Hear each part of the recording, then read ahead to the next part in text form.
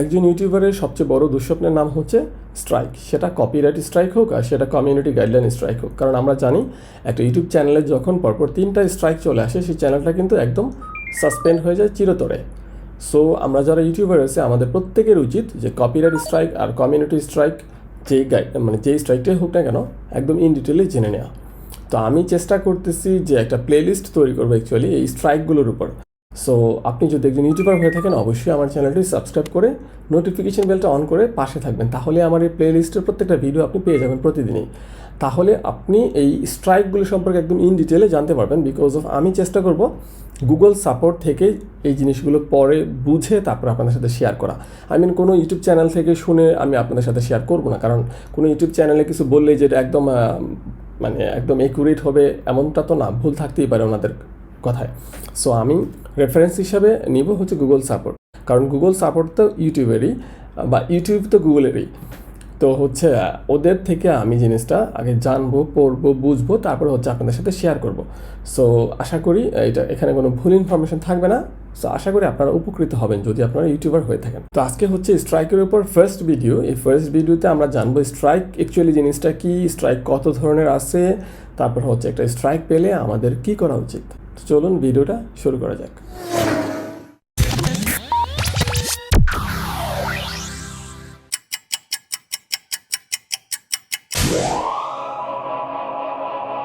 তো ফার্স্টে বলি হচ্ছে স্ট্রাইক জিনিসটা কি। একদম সহজ ভাষায় যদি বলি, স্ট্রাইক মানে হচ্ছে ওয়ার্নিং।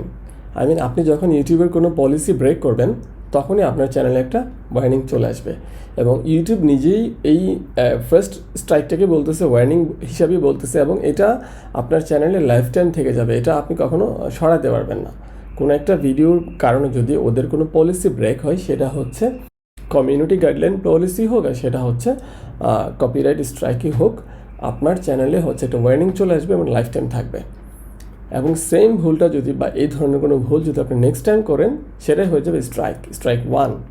এবং এই স্ট্রাইক 1টা আপনার চ্যানেলে থাকবে হচ্ছে 90 দিন।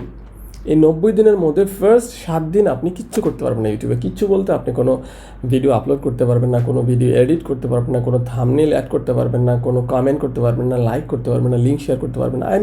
অ্যাকচুয়ালি খুব সহজে বললে আপনি কিছুই করতে পারবেন না, শুধু ভিডিও দেখতে পারবেন প্রথম 7 দিন, যেদিন হচ্ছে আপনার স্ট্রাইকটা আসবে, ফার্স্ট স্ট্রাইক।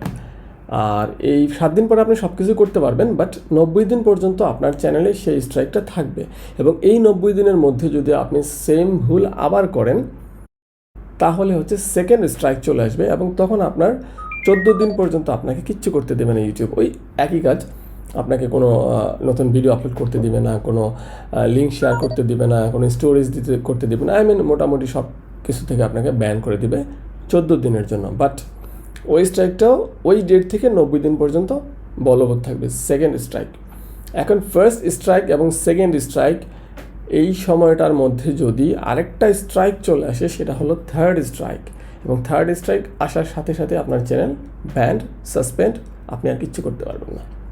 তো আমাদের অ্যাকচুয়ালি কী করা উচিত? যখন আমাদের ফার্স্টে হচ্ছে যে স্ট্রাইকটা, সেটা ওয়ার্নিং। আপনার যদি ওয়ার্নিং চলে আসে, আপনি ফার্স্টে অবশ্যই চেক করবেন, কখনই কোনো স্ট্রাইক আসুক বা ওয়ার্নিং আসুক, আপনি কখনই সেই ভিডিওটা ডিলিট করবেন। আপনাকে ইউটিউব কিন্তু জানাবে, আপনার ইউটিউব স্টুডিওতে জানাই দেবে, তারপর হচ্ছে আপনার ইমেলের মাধ্যমে জানাই দেবে যে হ্যাঁ আপনি এই ভুলটা করছেন, এটা হচ্ছে আপনার ফার্স্ট স্ট্রাইক।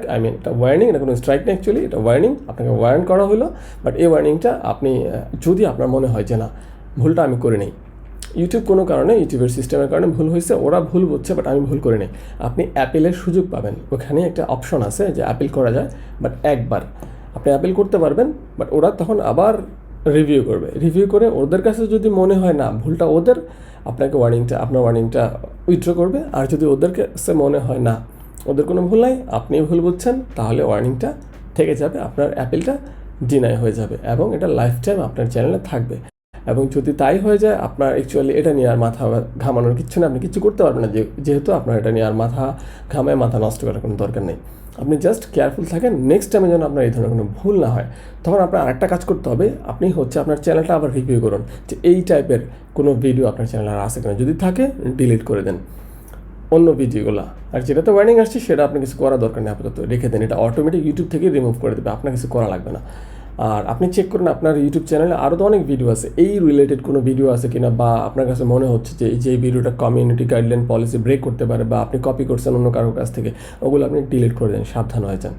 এটা হচ্ছে ফার্স্ট কাজ।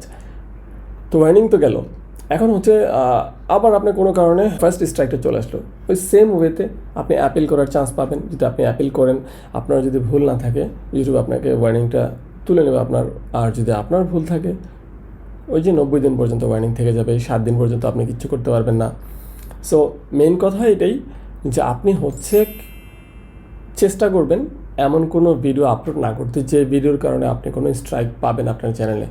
সেটা হচ্ছে কমিউনিটি গাইডলাইন স্ট্রাইক হোক, সেটা কপিরাইট স্ট্রাইক হোক। এখন একটু সহজে বলি, কপিরাইট স্ট্রাইক জিনিসটা কি? কপিরাইট স্ট্রাইক হচ্ছে আপনি যদি কারো কন্টেন্ট কপি করেন, আপনি যদি কারো কন্টেন্ট কপি করে সেই ভিডিওটাকেই আপনার ভিডিও হিসেবে চালিয়ে দেন, অ্যাটলিস্ট 1 মিনিট 2 মিনিট দিয়ে দিচ্ছেন আর অন্য কারো ভিডিও, তখন কিন্তু ওই যে ওনার আছে, ওনার কাছে কিন্তু ইউটিউব একটা নোটিফিকেশান পাঠায় দেয়। অ্যাকচুয়ালি ইউটিউব ক্রিয়েটরের মাধ্যমে এটা দেখা যায়। অ্যাকচুয়ালি আপনি কার কন্টেন্ট, আপনার কন্টেন্টটা কে নিয়ে গেলো, কত মিনিট ইউজ করলো, সব কিছু দেখা যায়।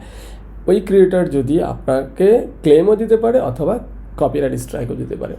সে যদি ক্লেম দেয়, নো প্রবলেম, আপনি চাইলে আপনার ভিডিও থেকে ওটা রিমুভ করতে পারেন, বা আপনার ভিডিওতে রাখলে জাস্ট আপনার রেভিনিউটি উনি পেয়ে যাবে, আপনি পাবেন না। দ্যাটস ইট, কোনো সমস্যা হবে না আপনার চ্যানেলের প্রতি। বাট উনি যদি স্ট্রাইক দেন, তাহলে কিন্তু আপনার চ্যানেলে একটা স্ট্রাইক চলে আসবে। সো কপি না করাটাই বেটার। তারপরে হচ্ছে কমিউনিটি গাইডলাইন স্ট্রাইক তো আছেই, যেটা বললাম, কমিউনিটিটাকে সেভ করার জন্য ইউটিউব থেকে আপনাকে স্ট্রাইক দিতে হবে যদি কোনো ওদের পলিসি ভায়োলেট করেন।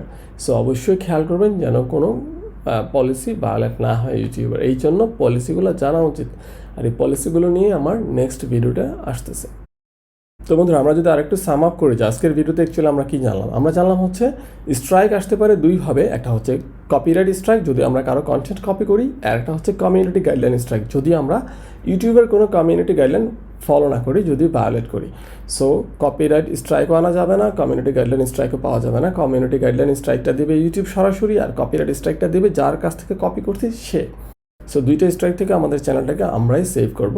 এই জন্য আমরা অবশ্যই কারো কন্টেন্ট কপি করব না, আর হচ্ছে কমিউনিটি গাইডলাইনের প্রত্যেকটা পলিসি আমরা জেনে নিব। তাহলেই হচ্ছে আমরা ওই ধরনের ভুলগুলো করব না, ওই ধরনের ভিডিও আপলোড করব না আমাদের চ্যানেলে।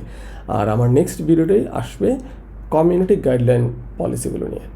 তো আজকের ভিডিওটা অ্যাকচুয়ালি এ পর্যন্তই। আশা করি ভিডিওটা আপনার ভালো লাগছে। ভালো লাগতে অ্যাকচুয়ালি বাধ্য যদি আপনি একজন কন্টেন্ট ক্রিয়েটর হয়ে থাকেন এবং আপনার ইউটিউব চ্যানেলের প্রতি আপনার মায়া মহব্বত থাকে।